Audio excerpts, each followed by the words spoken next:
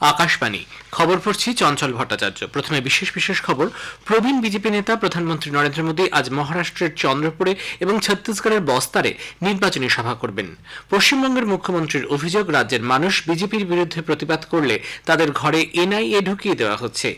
NIA বিবৃতি জারি করে জানিয়েছে, পশ্চিমবঙ্গে তাদের বিরুদ্ধে যেসব অভিযোগ তোলা হচ্ছে তা ভিত্তিহীন ও দুর্ভাগ্যজনক। লোকসভা নির্বাচনে দ্বিতীয় দফার ভোটের জন্য মনোনয়নপত্র প্রত্যাহারের আজই শেষ দিন।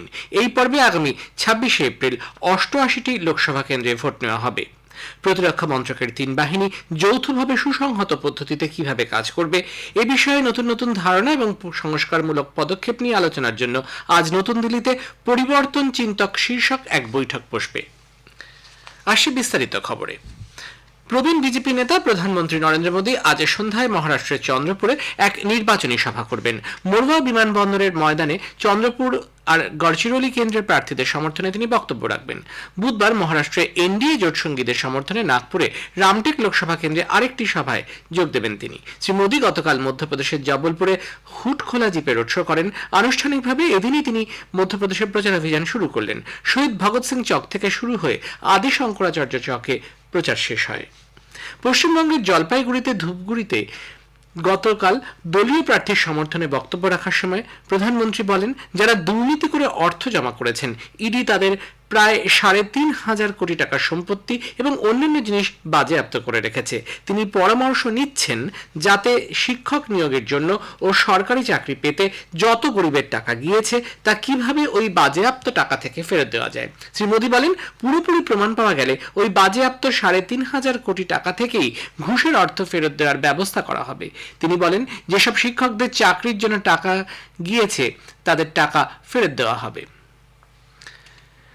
প্রধানমন্ত্রী আজ ছত্তিশগড়ের বস্তারে একটি নির্বাচনী সভা করবেন। তিনি বিজয় সংকল্প র্যালিতে যোগ দেবেন। রাজ্যের প্রথম দফায় 19 জুলাই ভোট নেওয়া হবে। এদিকে রাজ্যের সুকমা জেলায় নিরাপত্তা বাহিনী কিস্তারাম থানার তন্ডামার্কা এবং দেব্বামার্কা থেকে প্রচুর বিস্ফোরক উদ্ধার করেছে। সিআরপিএফ এর কোবরা এবং বস্তার ব্যাটালিয়নের সদস্যরা যৌথভাবে 350টি জিলেটিন স্টিক, 105টি বৈদ্যুতিক ডিটোনেটর, ব্যারেল গ্রেনেড, লাঞ্চার এবং প্রজেক্টর, 5 কেজি আইইডি, 30 কেজি গান পাউডার এবং মাওবাদী পোস্টার উদ্ধার করেছে। পশ্চিমবঙ্গের মুখ্যমন্ত্রী মমতা ব্যানার্জি গতকাল পুরুলিয়ায় দলের প্রার্থী শান্তিরাম মাহাতোর হয়ে প্রচারে এসে কেন্দ্রীয় সরকারের তীব্র সমালোচনা করে বলেন, বিজেপিতে যোগ না দিলে এজেন্সিকে পেছনে লাগানো হচ্ছে। ভূপতিনগরে এনআইএ তদন্ত পদ্ধতির তীব্র সমালোচনা করে তৃণমূল নেত্রী বলেছেন, মা বোনেরা প্রতিবাদ করলে তাদের বিরুদ্ধে ডায়েরি করা হচ্ছে। বলা হচ্ছে, তৃণমূলের সব বুথ এজেন্টকে গ্রেফতার করা হবে। মুখ্যমন্ত্রী বিভিন্ন প্রকল্পে নরেন্দ্র মোদীর ছবি ব্যবহার করা নিয়েও কট্টর সমালোচনা করেন। তিনি বলেন, 5 কেজি চালের বস্তাতেও প্রধানমন্ত্রীর ছবি ব্যবহার করা হচ্ছে। এ রাজ্যে যে চালগম দেওয়া হয় তাতে কারোর ছবি থাকে না। মুখ্যমন্ত্রী মমতা বন্দ্যোপাধ্যায়ের এনআইএ এর বিরুদ্ধে ভূপতিনগরে হামলা চালানোর অভিযোগের বিবৃতি দিয়ে খারিজ করে দিয়েছেন কেন্দ্রীয় তদন্তকারী সংস্থাটি। এনআইএ তরফে এক বিবৃতিতে জানানো হয়, তাদের বিরুদ্ধে যেসব অভিযোগ তোলা হচ্ছে তা দুর্ভাগ্যজনক ও ভিত্তিহীন। শনিবার সকালে গ্রামবাসীদের প্ররোচনা দেওয়ার কোনো ঘটনা ঘটেনি। বিবৃতিতে এনআইএর তরফে আরো বলা হয়েছে, ভূপতিনগরে তাদের পদক্ষেপে কোনো দুরভিসন্ধি ছিল না। সংস্থার বিরুদ্ধে বেআইনি কাজ করার যে অভিযোগ করা হচ্ছে ও তাকে ঘিরে যে বিতর্ক তৈরি হয়েছে তা দুর্ভাগ্যজনক। নারুয়াবিলা গ্রামে দেশি বোমা তৈরির যে জঘন্য ষড়যন্ত্র হচ্ছিল তার বিরুদ্ধে জারি থাকা তদন্ত সম্পূর্ণ বৈধ ও আইনসিদ্ধ। 2022 সালের ডিসেম্বরের ওই ঘটনায় 2023 সালের জুন মাসে কলকাতা হাইকোর্টের নির্দেশে তদন্তভার হাতে নেয় এনআইএ। এনআইএর তরফে বলা হয়েছে, বিনা প্ররোচনায় একদল উন্মত্ত জনতা তাদের উপর হামলা চালায়। লোকসভা নির্বাচনে দ্বিতীয় দফায় ভোটের জন্য মনোনয়ন প্রত্যাহারের আজই শেষ দিন। এই পর্বে আগামী 26 এপ্রিল 12টি রাজ্য ও কেন্দ্রশাসিত অঞ্চলের 88টি লোকসভা কেন্দ্রে ভোট নেওয়া হবে। আউটার মণিপুর লোকসভা কেন্দ্রের বাকি অংশেও এদিন ভোট গ্রহণ। ওই লোকসভা কেন্দ্রের প্রথম অংশের ভোট হবে 19 এপ্রিল। নির্বাচন কমিশন এক প্রেস বিজ্ঞপ্তি জারি করে নির্বাচন প্রক্রিয়ায় অংশগ্রহণ বৃদ্ধিতে সামাজিক মাধ্যমকে কাজে লাগানোর সিদ্ধান্ত নিয়েছে। এ ব্যাপারে কমিশন শহুরে ভোটার এবং নতুন ভোটারদের আকর্ষিত করার জন্য টার্নিং 18 এবং ইউ অ্যাট দ্য ওয়ান শীর্ষক দুটি প্রচার ব্যবস্থা গ্রহণ করে ভোটদানে উৎসাহিত করার কৌশল নিয়েছে। পাশাপাশি ভোট সংক্রান্ত ভুয়ো খবর বন্ধ করতে বিশেষ ব্যবস্থা নেওয়ার উপর গুরুত্ব দিয়েছে। এর জন্য আকাশবাণী, দূরদর্শন এবং পাবলিক ব্রডকাস্টিং সিস্টেমকে এই বিষয়ে বিশেষ গুরুত্ব সহকারে প্রচার জোরদার করতে নির্দেশ দেওয়া হয়েছে। এ খবর প্রচারিত হচ্ছে আকাশবাণী থেকে। সেনাবাহিনী, নৌবাহিনী এবং বিমান বাহিনী যৌথভাবে সুসংহত পদ্ধতিতে কিভাবে কাজ করবে এ বিষয়ে নতুন নতুন ধারণা এবং সংস্কারমূলক পদক্ষেপ নিয়ে আলোচনার জন্য আজ নতুন দিল্লিতে এক বৈঠক বসবে। পরিবর্তন চিন্তন শীর্ষক একদিনের বৈঠকে পৌরোহিত্য করবেন chief of defence staff general Anil Chauhan.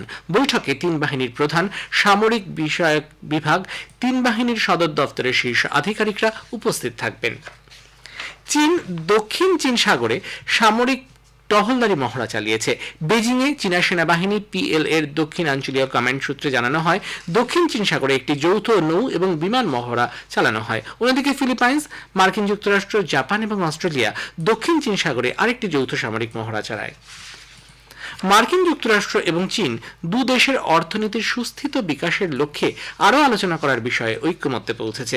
মার্কিন যুক্তরাষ্ট্রের অর্থ দপ্তর সূত্রে এ খবর জানিয়ে বলা হয়েছে, মার্কিন অর্থ সচিব জ্যানেট ইয়েলসনের চীন সফরের দ্বিতীয় দিনে দীর্ঘ আলোচনার পর এ বিষয়ে ঐক্যমত্য হয়। রাষ্ট্রসংঘের পারমাণবিক কর্মসূচি বিষয়ক নজরদারি সংস্থার প্রধান রাফায়েল মারিয়ানো গ্রসি রাশিয়া নিয়ন্ত্রিত ঝাপোরিঝিয়া পরমাণু বিদ্যুৎ কেন্দ্রের ইউক্রেনের ড্রোন হামলায় তীব্র নিন্দা করেছেন। সোশ্যাল মিডিয়ায় এক পোস্টে গ্রসি বলেন, এ ধরনের হামলা বড়সড় পরমাণু বিপর্যয় ঘটাতে পারত। উল্লেখ্য, ইউক্রেনের ড্রোন হামলার ফলে প্রধান চুলের কন্টেনমেন্ট ভবনটি বেশ ক্ষতিগ্রস্ত হয়েছে। সেখানকার আধিকারিকরা জানিয়েছেন, ড্রোন থেকে ছোড়া গোলা চুল্লির ষষ্ঠ ইউনিটটির একটি অংশে আঘাত করে, তবে বড় কোনো ক্ষয়ক্ষতি হয়নি। ইসরায়েল দক্ষিণ গাজা ভূখণ্ড থেকে আংশিকভাবে স্থলবাহিনী প্রত্যাহার করেছে। 17 অক্টোবর হামাসের হামলার পর 6 মাস ধরে ওই অঞ্চলের পরিস্থিতি অস্থির, জনজীবন বিপন্ন। ইসরায়েলের বাহিনী প্রত্যাহারের খবরে খানিকটা হলেও স্বস্তি মিলেছে। ইসরায়েলি কর্তৃপক্ষ জানিয়েছেন, অধিকৃত প্যালেস্টাইনের অন্যান্য অঞ্চলে অভিযান বজায় থাকবে, সেই সঙ্গে গোয়েন্দা তথ্য নির্ভর অপারেশনও চলবে। যদিও কায়রোতে দুপক্ষের শান্তি বৈঠকের আগে ইসরায়েলের প্রধানমন্ত্রী বেঞ্জামিন নেতানিয়াহু বলেন, পণবন্দীদের ফেরত না দিলে তারা আক্রমণ বন্ধ করবে না। যুব ভারতী ক্রীড়াঙ্গনে গতকাল ISL ফুটবলে ইস্টবেঙ্গল বেঙ্গালুরু এফসির বিরুদ্ধে 2-1 গোলে জয়ী হয়েছে। প্রথমার্ধে 19 মিনিটে ক্রেসপো গোল করে ইস্টবেঙ্গলকে এগিয়ে নিয়ে যান। দ্বিতীয়ার্ধে 60 মিনিটে গোল শোধ করেন সুনীল ছেত্রী। ফের 73 মিনিটে ইস্টবেঙ্গলের হয়ে গোল করেছেন ক্লেটন সিলভা। লখনৌয়ের একানা ক্রিকেট স্টেডিয়ামে গতরাতে IPL ম্যাচে লখনৌ সুপার জায়ান্টস 33 রানে গুজরাট টাইটান্সকে হারিয়ে দিয়েছে। লখনৌ টসে জিতে প্রথমে ব্যাট করে নির্ধারিত 20 ওভারে 5 উইকেটে 163 রান তোলে। জবাবে ব্যাট করতে নেমে গুজরাট টাইটান্স 18 ওভার 5 বলে 130 রানে অল আউট হয়ে যায়। চেন্নাইয়ের MA চিদম্বরম স্টেডিয়ামে আজ IPL ম্যাচে Kolkata knight riders Chennai super কিংসের মুখোমুখি হবে। খেলা শুরু হবে সন্ধে 7:30টায়। লিগে এখনো পর্যন্ত অপরাজিত KKR 3টে ম্যাচে এগিয়ে যাচ্ছে তারা। শেষ ম্যাচে দিল্লি ক্যাপিটালসকে 106 রানে হারিয়ে আত্মবিশ্বাস নিয়ে চেন্নাইয়ের বিরুদ্ধে মাঠে নামছে KKR। অন্যদিকে চেন্নাই সুপার কিংস 4টি ম্যাচ খেলেছে, 2টিতে জয় পেয়েছে, 2টিতে পরাজিত হয়েছে। ভারতের সুমিত নাগাল মন্টি কার্লো মাস্টার্স টেনিসে পুরুষদের বিভাগের মূল পর্বে উঠেছেন। গত 42 বছরে তিনি প্রথম ভারতীয় হিসেবে এই কৃতিত্ব অর্জন করলেন। গতকাল চূড়ান্ত কোয়ালিফাইং রাউন্ডে নাগাল 7-5, 2-6, 6-2 সেটে আর্জেন্টিনার ফ্যাকাডু দিয়াজ আগস্তাকে পরাজিত করেন। মূল পর্বের প্রথম রাউন্ডে বছর 26-এর নাগাল ইতালির মাত্তেও আর্নাল্ডির মুখোমুখি হবেন। এর আগে 1982 সালে ভারতের প্রবাদ প্রতিম টেনিস তারকা Ramesh Krishnan Monte Carlo Masters টেনিসে খেলার সুযোগ পেয়েছিলেন। দেশের পূর্ব, মধ্য ও উপদ্বীপ অঞ্চলে আগামী 3 দিন বজ্রবিদ্যুৎ সহ হালকা ও মাঝারি বৃষ্টির পূর্বাভাস দিয়েছে আবহাওয়া দফতর। মধ্যপ্রদেশ, ছত্তিশগড়, বিদর্ভ, ঝাড়খণ্ড, গাঙ্গেয় পশ্চিমবঙ্গ, ওড়িশা এবং মহারাষ্ট্রে বৃহস্পতিবার পর্যন্ত মাঝারি বৃষ্টির সম্ভাবনা। সেই সঙ্গে ঘন্টায় 50 কিলোমিটার বেগে ঝোড়ো হাওয়া বইবে। ওড়িশা, মধ্যপ্রদেশ, বিদর্ভ, ছত্তিশগড়ের কিছু অংশে আগামীকাল পর্যন্ত শিলাবৃষ্টি হবে বলে আবহাওয়া দফতর জানিয়েছে। শেষে বিশেষ খবর আরও একবার।